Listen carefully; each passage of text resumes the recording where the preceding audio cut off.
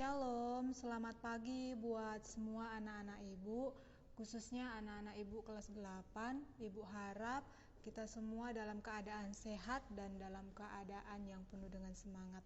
Baik anak-anak ibu, mungkin beberapa dari kalian ada yang sudah mengenal ibu, tapi di sini ibu akan memperkenalkan diri. Seperti yang kalian lihat, nama ibu sudah tercantum.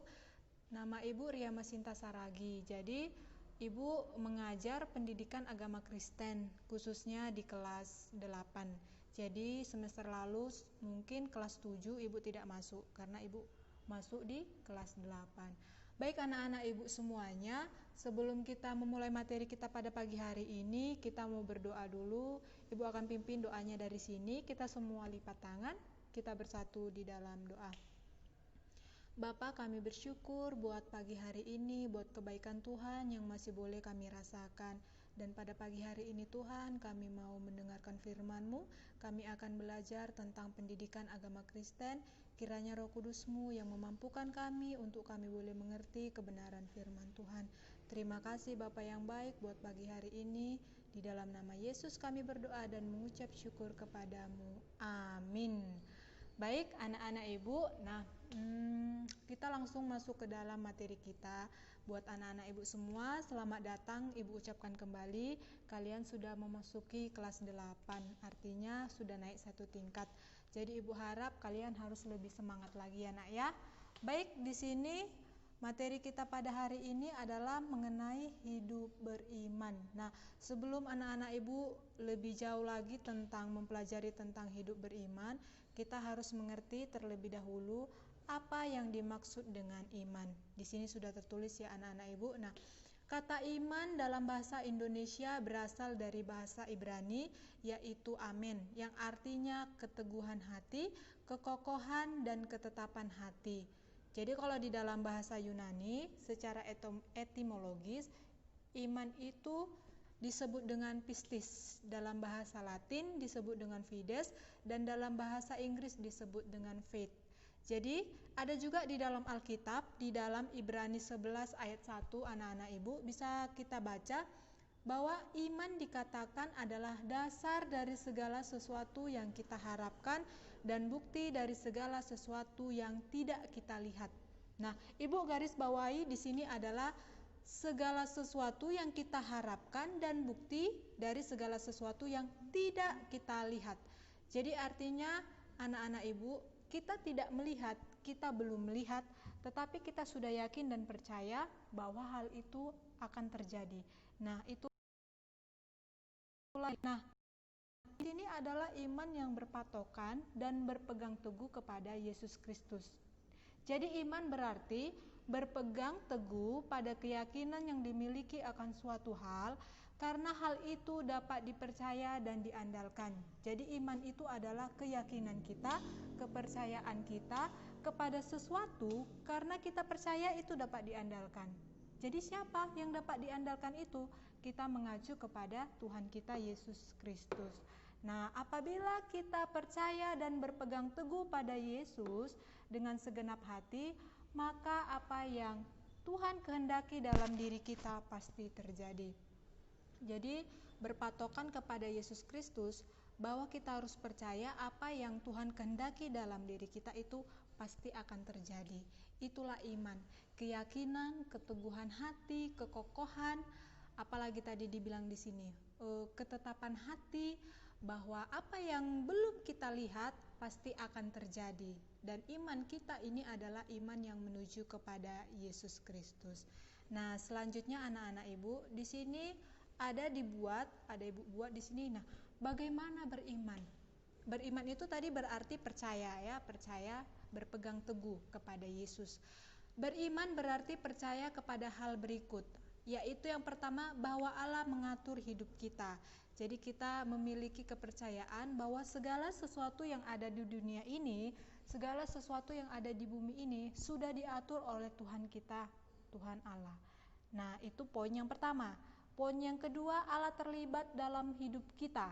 Ia mengasihi kita dan menyelamatkan kita dari dosa. Nah, apa bukti bahwa Tuhan Allah itu mengasihi kita? Apa bukti bahwa Tuhan Allah itu menyelamatkan kita dari dosa?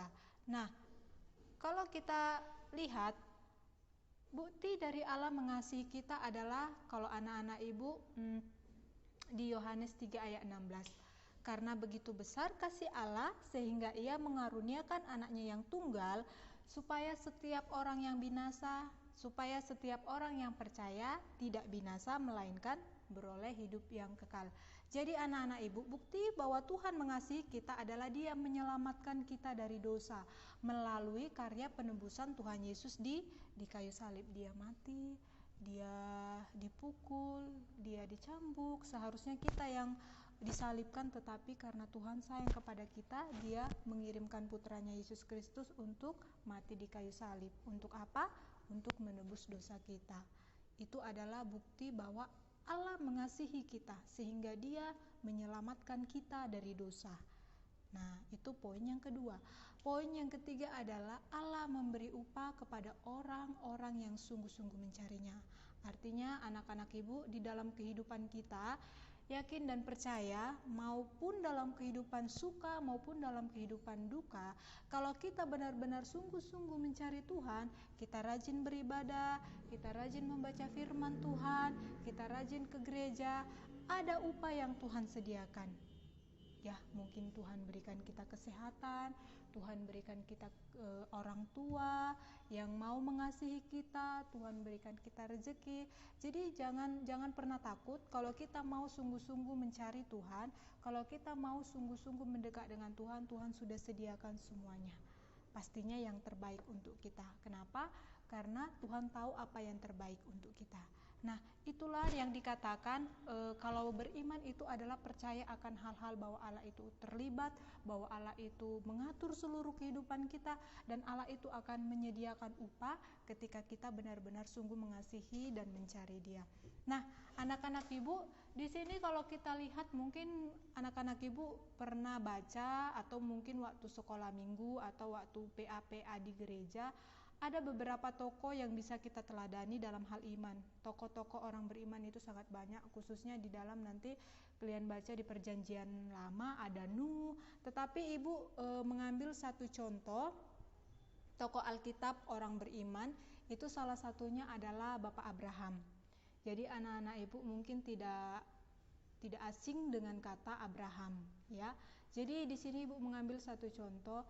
Kenapa Abraham ini bisa kita teladani dan bisa dikatakan sebagai orang beriman? Bagaimana rupanya kehidupan si Abraham? Nah, di sini ibu sudah cantumkan, kalian bisa baca alasan mengapa Abraham disebut sebagai orang beriman.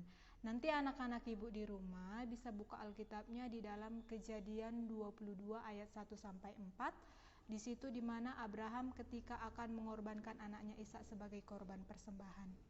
Nah, nanti anak-anak ibu bisa baca sendiri anak ya, dibuka Alkitabnya. Nah, baik, di sini alasan mengapa Abraham disebut sebagai orang beriman. Yang pertama, karena dia taat kepada panggilan Allah.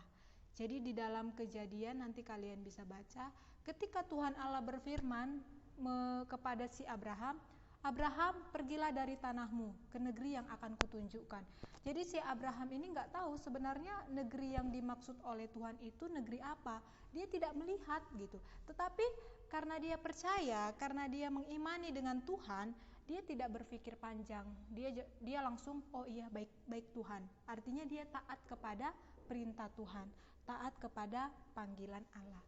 Itu adalah poin yang pertama. Nah, poin yang kedua, Abraham percaya akan kebenaran janji Allah, yaitu janji keturunan dan berkat. Jadi Abraham ini sudah tua, memiliki istri yang bernama Sarah. Jadi Abraham ini, Tuhan memiliki janji kepada Abraham. Yang pertama adalah Tuhan berjanji bahwa Abraham akan memiliki keturunan yang sangat banyak, bahwa Abraham ini akan diberkati dan Abraham akan memiliki nama yang masyhur. Nah, secara logika Abraham sudah berumur puluhan tahun, sudah tua. Istrinya juga sudah tua. Bagaimana dia akan memiliki keturunan ketika mereka sudah usia lanjut? Kalau secara logika mungkin tidak mungkin. Tetapi apa yang dilakukan Abraham? Dia percaya. Dia beriman kepada apa yang dijanjikan Tuhan, dan itu benar-benar terjadi anak-anak ibu. Dan itu benar-benar terjadi. Buktinya Abraham memiliki anak yang bernama yang bernama Ishak. Dan janji Tuhan ditepati ya. Kenapa? Karena dia adalah percaya kepada janji Tuhan. Nah, yang ketiga yang paling mungkin secara logika tidak masuk akal, tetapi ini dilakukan oleh Abraham. Dia rela mengorbankan harta yang paling berharga untuk Tuhan. Apa itu? Bukan berbicara tentang emasnya, bukan berbicara tentang kekayaannya, dombanya yang sangat banyak. Karena si Abraham ini memiliki kekayaan yang sangat banyak. Tetapi harta yang paling berharga adalah anaknya. Nah, jadi anak-anak ibu, Abraham dan istrinya ini sudah menunggu anaknya ini sangat lama gitu, si Ishak. Anak satu-satunya, Tuhan meminta anaknya sebagai korban persembahan. Tetapi Abraham bukan tidak mau. Justru anak yang dia kasihi, yang dia sudah nanti-nantikan jauh-jauh hari, dia berikan kepada Tuhan. Dia rela mengorbankan.